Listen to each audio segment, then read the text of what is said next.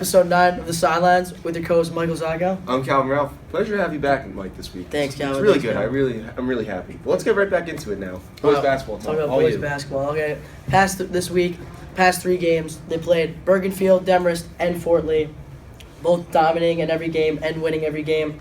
But we're starting to see a trend with Matt Vassell and his 3-point skills. It's excellent. Starting to take over. And if you look in the Fort Lee box score, you see a little name on the bottom. And let's just say he did okay for the 30 seconds that he was in the game. You want? Let me check the name. It's our very own sideline host, Calvin Ralph. Yeah, I mean, just not gonna hold the applause. Let's give it an applause. Let's give it an applause. I gotta make some baskets before I deserve that applause. You had that one layup. It's all right though. I'll get back in and I'll make them next time for all of you. That was the opportunity to represent the sidelines well, Calvin. Come on, you gotta keep grinding. It's all right. All right, now let's head into some girls basketball talk. Girls basketball team played 2 league games this past week, playing Bergenfield and Demarest. Indians beat Bergenfield 59-30 and lost a tight nail biter to Demarest 39-33. Indians played really well against Bergenfield, having dominated the third quarter, in which they outscored Bergenfield 24-4. In the Demarest games, the Indians hung with Demarest for the whole game and just could not find that gear at the end to tie or even win the game. The Indians' record sit at 5-3, with more opportunities to improve their record over the next few weeks for the county tournament. And you see that in the Bergenfield game, you have a bunch of scores over 7 points, and that in the Demarest game, I guess maybe the lid was over the rim for some of the girls shooting wise. But I mean, when they share the ball, they're one of the best teams in the area. Yeah, I would agree with you, Calvin. Now, Calvin, let's go on to our frozen water sports correspondent, Jake the Snake Afaria.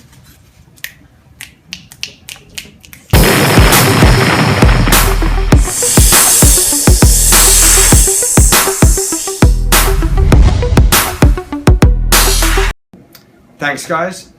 So to start, you've got PV, who on Monday of this week took on Watchung Hills and lost 6-1. And then last weekend they played Paramus on Sunday, losing 6-4, and St. Joe's that Friday, losing 11-2. And the Joe's game, Del Santo chose to go with a much shorter bench, only playing really 2 full lines at forward, but sticking with the same 3 defensive pairings. And your goals in that game came from Keith Doherty and Matt Truglio. Then on Sunday, after being down 5-1, the Indians come back and they make it 5-4, and then with about 6 seconds left, Paramus comes back and gets an empty netter to seal the deal, makes it 6-4, and in that game you had Matt Truglio, who had a hat trick, and Keith Doherty, who also scored. Notable absence from Sunday's game was Trent Shanley, who had a prior commitment, and if he had played, it's a safe assumption that PV probably would have won or maybe even tied. And Monday night they took on Watchung Hills and lost 6-1, with your lone PV goal coming from Matt Truglio, who now has 6 goals in his last 4 games. But despite his good play, it hasn't seemed to rub off on all of the players, and over their last 7 games, PV is 0-6-1, and they take on Verona this Friday night at 9:15 at Sportorama, and then Sunday they take on Riverdale down at the Ice House in Hackensack. And in talking to Coach Ken Del Santo, he made it seem like it is a win now type of mentality, and they're in a bit of a desperation mode. So we'll see whether he shifts his lines, whether he moves some guys up to defense, some guys back to defense, some guys up to forward, who gets the starts in net, whether it's Steve Brennan or Ethan Gauss. We'll see what the strategy is going forward, but it's safe to say that if the Indians want to get that coveted spot in the state tournament and want to be able to compete, they're going to have to play at least 500 hockey or better for the rest of the season, and they really can't afford to go on too many more losing spells. Otherwise, it might go down as potentially a lost season and one that I'm sure a lot of the players might like to forget. Thanks, Jake, for another great segment. And let's head on over to the Den with Billy Lyons.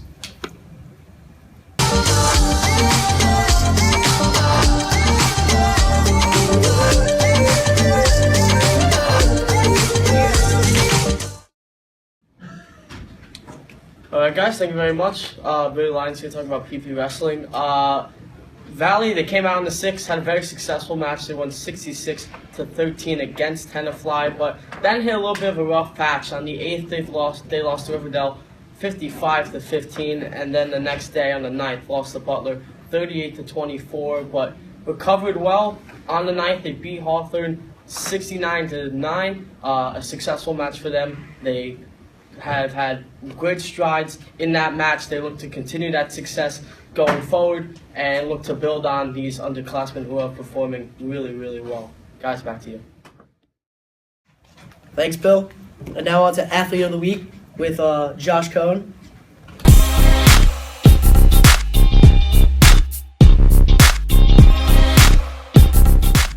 All right, welcome to Athlete of the Week. This week we're joined by winter track star Jeff Roberts. Jeff, nice to have you on the show. Thank you for having me. Yeah, of course. All right, so you recently just won a 1K race. Now, what was your immediate reaction after that race? Well, I haven't raced in a while since of my past injuries in cross country, so I wasn't expecting to win, but since I had a lot left on the last lap, I just took it home. That's awesome. Congratulations. Thank you. Now, over the past 3 seasons, who has been your favorite teammate to run with?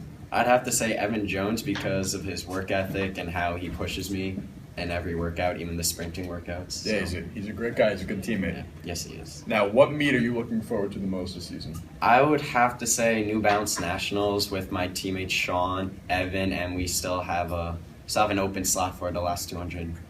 All right, I might volunteer for that. Okay. All right, and final question. So we all know that you're a very tall and thin guy. Yes, I get that one. So when a strong breeze blows, how hard is it to not fall over? Well, it's so hard that I have to hold on to my thick friend, Evan Jones. It's a very good answer. Thank you again, Jeff. Thank you for having me. Good luck this season. Thank you. Thank you, guys.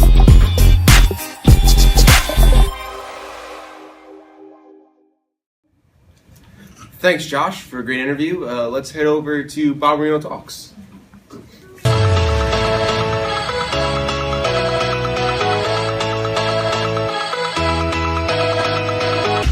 Hi guys, I'm Bob Marino. I'm here to talk about PV swimming.